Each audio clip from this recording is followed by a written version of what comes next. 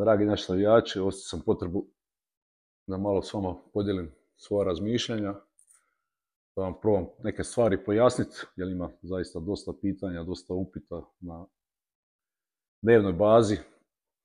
Kad me susretnete, tako da evo, probat ću biti što iskreniji, što konkretniji, pa da možda i vi malo mene bolje razumijete u nekim određenim situacijama. Evo, krenut ćemo s prvim pitanjem. Kako raspoloženje vlada na treninzima? Ja zaista moram reći da trener sam 17 godina, da sam većini slučaja zadovoljan, atmosfera je zaista radna. Naravno da ja sam od sebe i od igrača očekujem još više koncentracije, još više fokusa na neke detalje i da te detalje na kojima inzistiramo na treninzima, da se pokaže na utakmicama, to često nije slučaj, tako da u tom smjeru bi volio da budemo malo bolji. Drugo pitanje, igrač koji te najviše frustrira na treninzima. Zaista ne bi o tome javno. Rekao sam već, najviše me frustrira kad ti Bog da talenat, a ti to jednostavno ne prepoznaš i ne iskoristiš na pravi način, tako da to su neki detalji koji me frustriraju, ali zaista mislim da bi trebali svi skupa više uživati u sportu i u nogometu i biti malo zahvalniji u tim nekakvim dnevnim izazovima. Da li su zadovoljni radnom etikom ekipe ili ima igrača koji misle da su nedodirljivi? A gledajte, ima nas raznih karaktera. Neko to shvaća na jedan način, neko na drugi, neko to prezentira na ozbiljniji način, neko kroz malo onako više, neću reći neku grubu riječ, ali kažem, u svakom dijelu može biti puno pomaka i što se tiče igrača i što se tiče mene. Je li dalje mislite da imamo igrača za 3-5-2 formaciju? Gledajte, ne da mislim, nego sam uvjeren u to, neću sad govoriti pozicijski, neću govoriti o karakteristikama igrača.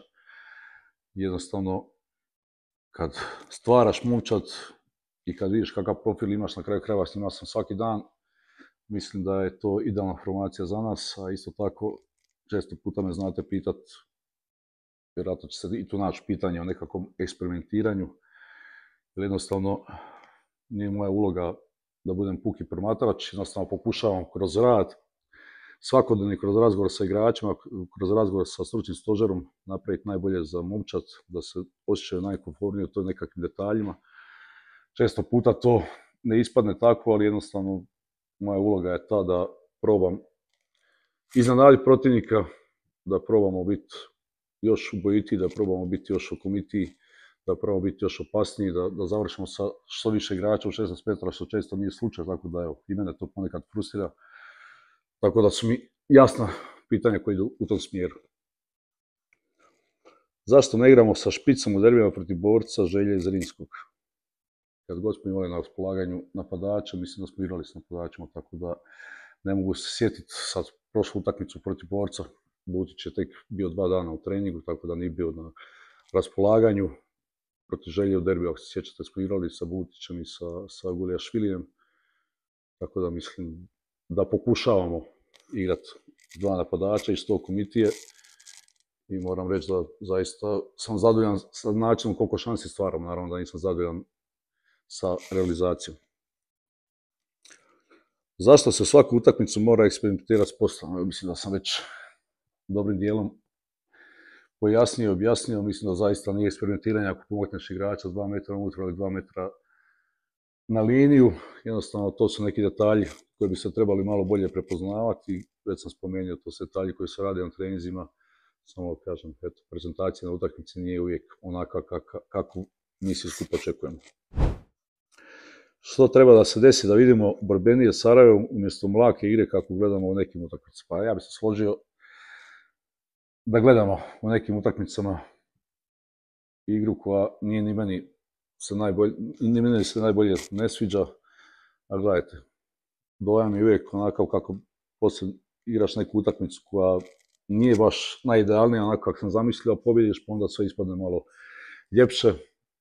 Naravno, kad ne pobjediš, kad promašiš 5-6 šansi na utakmicu, niko o tome ne priča, nego samo se pamti krajnji rezultat. Kako su očekivanja pred utakmicom s Borcem i možemo i do finala Kupa BiH? Naravno da je to nama svima velika želja i danas smo već razgovarali s igračima, znamo da se vam to utakmice sezone, od toga ne treba bježati, to treba biti jedan pozitivan pritisak i naravno da se nadamo svi da ćemo doći do tog krajnjeg cilja. Ali opet ne bi volio previše pričati, volio bi zaista u srijedu da sve to što vi očekujete, što ja očekujem da prezentiramo na terenu. Moram malo popiti vode. Znači idemo naredno pitanje. Što će se dogoditi ako ne prođete Borac? Hoće li to biti još jedna nesretna utakmica ili prekretnica za ozbiljne promjene?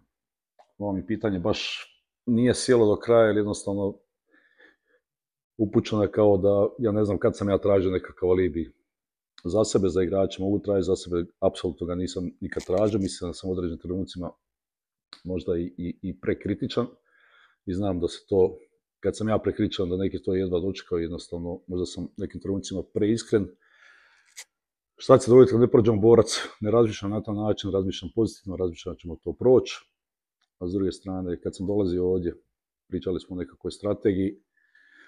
Naravno da poslije svake utakmice moje raspoloženje generira naša izvedba, tako da pokušavam biti pozitivan u tome svemu, a isto tako mislim da je prvenstveno naš predsjednik zaslužuje puno veću podršku s obzirom na sve što je dao za klub, s obzirom na ulaganja, tako da i s njim imam jako iskren odnos i ne treba meni zaista da budem ovdje i da nisam se došao ovdje uhljebiti, nego napraviti najbolje što mogu sa Sarajevom i živim za to i ponašam se tako i jednostavno osim nogometa u ovom gradu niti šta prakticiram, niti me šta zanima osim uspjeha Sarajeva.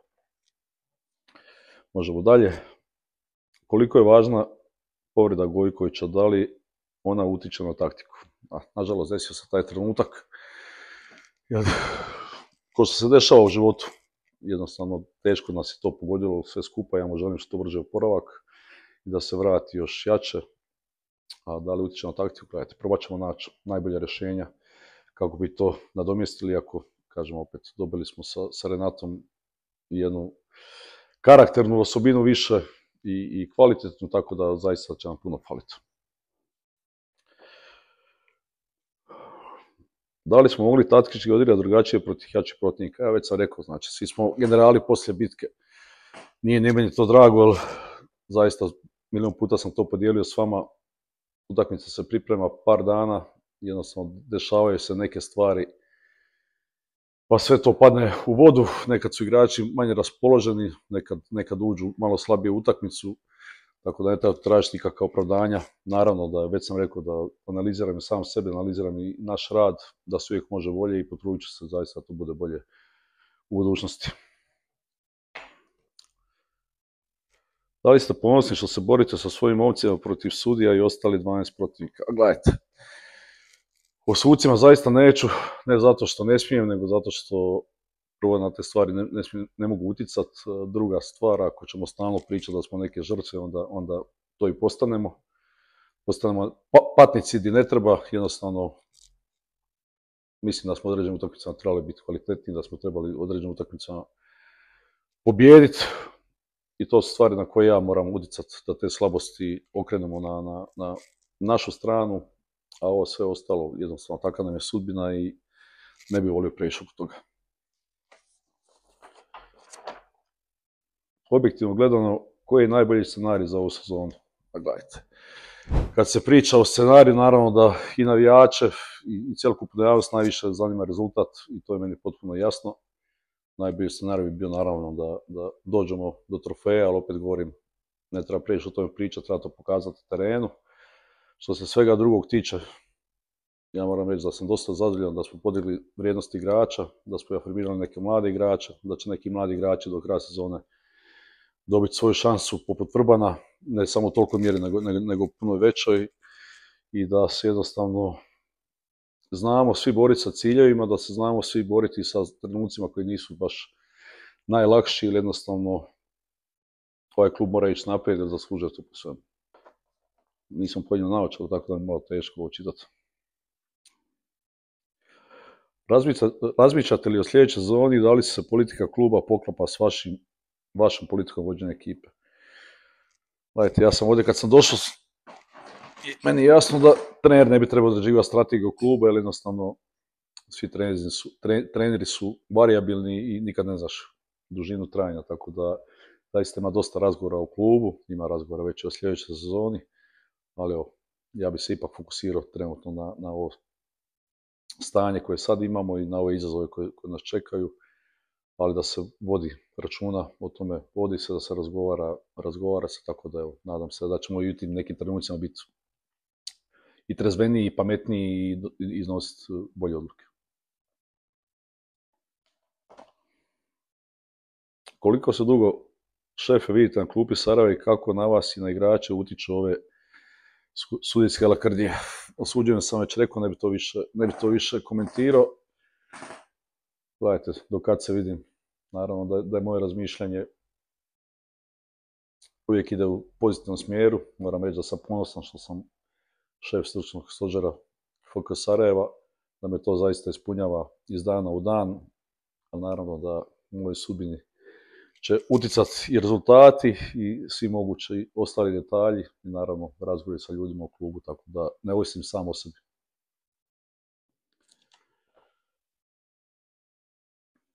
Što će biti s Lulom, Gojkovićem i ostalima na kraju sezone? A nažalost, gledajte, Renato ima dugogodišnji ugovor, nažalost povrijedio se s ovim igračima koji su na posudbi. To ćemo vidjeti kad dođe vrijeme, uopće, da li je moguća situacija da oni ostanu kod nas ili ne ovisimo sami o sebi. Tako da razgovori se u vezi toga svega već vode, ali ne mogu vam reći konačno, jer konačno rješenje trenutno niti nemamo. Da li pratite igrače na posudbi? Možemo li očekivati povećanje iz Premier lige? Naravno da pratimo sve igrače koji su na posudbi, naravno da pratimo i ove naše igrače koji su mlađi, koji trenutno igraju u Hadžićima, naravno da pratimo igrače koji su u akademiji. Već sam rekao, nekolicina od njih će dobiti priliku do kraja sezone da osjeti malo igranje za prvu momčad, jer manje više svi su već uključeni u rad i vode se svakodnevni razgovori u procesu njihovog sazrijevanja u ovoj senzibilnoj dobi.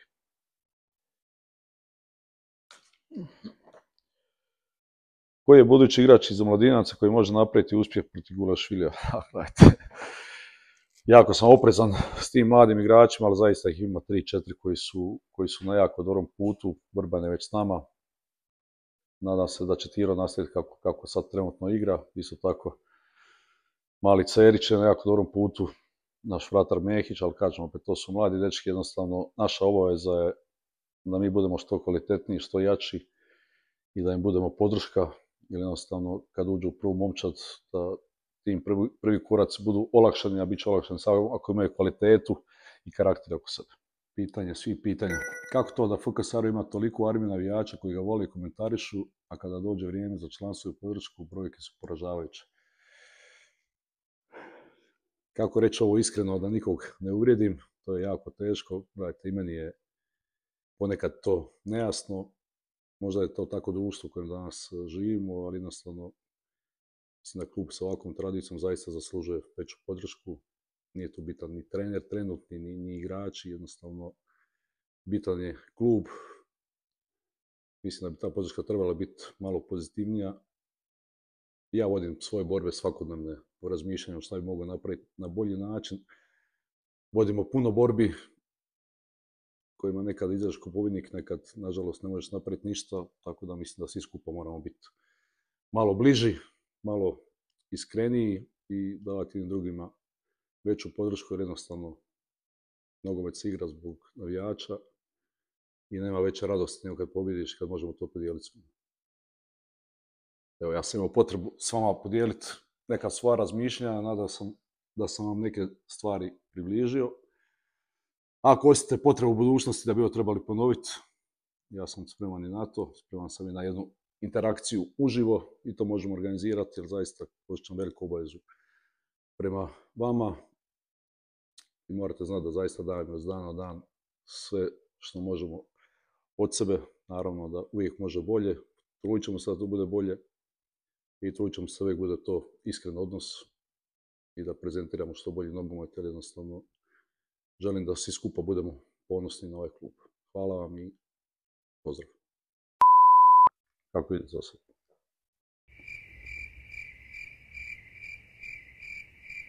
Ne vidim, brate mili. I da bude, a materi je u pitanju. Se više, ne valja opet. Ne, opet, zašto ja ne, ali dobro sam krenio, kud sam možeš onda, ne, dobro sam krenio, nisam trebao ići dalje sad.